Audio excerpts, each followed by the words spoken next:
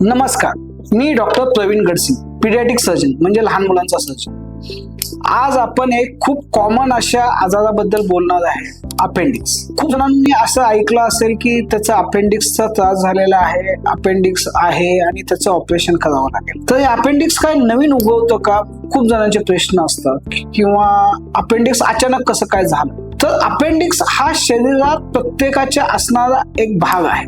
तो आतड्याचा एक छोटासा तुकडा असतो, जिथं लहान आतडं आणि मोठं आतडं जॉईन होतं. तिथं अपेंडिक्सची छोटीशी ट्युब्युलर असं एक स्ट्रक्चर असतं. त्याच्यामध्ये आपलं जे आतडं असतं त्याला दोन तोंड असतात, वरून एक आणि खालून एक. म्हणजे जे काय अन्न आहे ते वरून घेतलेलं खालून पास होत असतं. पण अपेंडिक्स हे ब्लाइंड एंडेड असतं, म्हणजे त्याच्यात फक्त एंट्री होते आणि एक्झिट होते.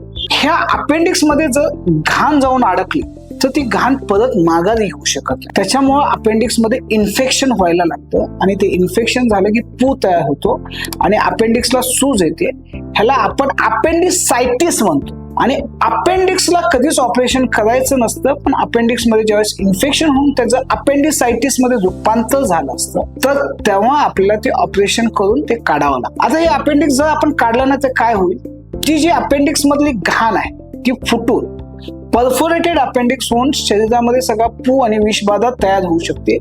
म्हणून आपल्याला अपेंडिसायटिस झाल्यानंतर लवकरात लवकर त्याचं ऑपरेशन करायला लागतं. आता हे ऑपरेशनचे दोन प्रकार आहेत, एक लॅप्रोस्कोपी किंवा ओपन असू दे किंवा लॅप्रोस्कोपी असू दे.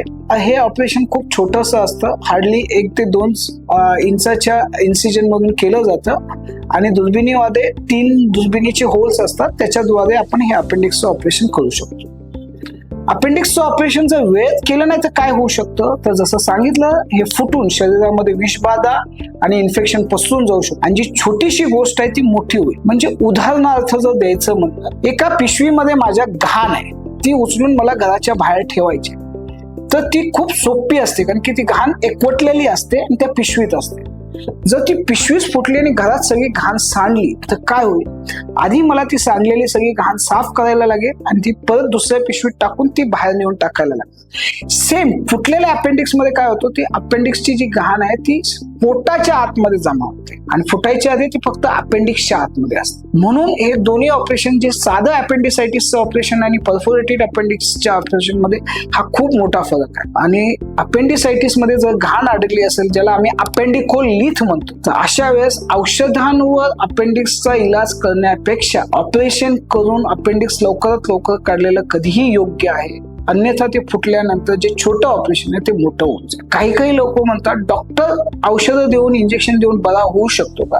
तर जर माइल्ड पद्धतीचा अपेंडिसायटिस असेल, ज्याच्यामध्ये अपेंडिकोलिथ अडकलेलं नसेल, तर तिथं आपण हा ट्राय देऊ शकतो. पण जर अपेंडिकोलिथ अडकलेला आहे आणि त्याच्यामध्ये पस फॉर्म झालेला असेल आणि जास्त सूज असेल, तर अपेंडिक्सचं ऑपरेशन केलेलं कधीही योग्य असतं. म्हणून आजच्या याच्यामध्ये आपल्याला शिकण्यासारख्या 3 गोष्टी आहेत. अपेंडिक्स हे प्रत्येकाच्या शरीरात असतं. अपेंडिक्स कधीही काढलं जात नाही.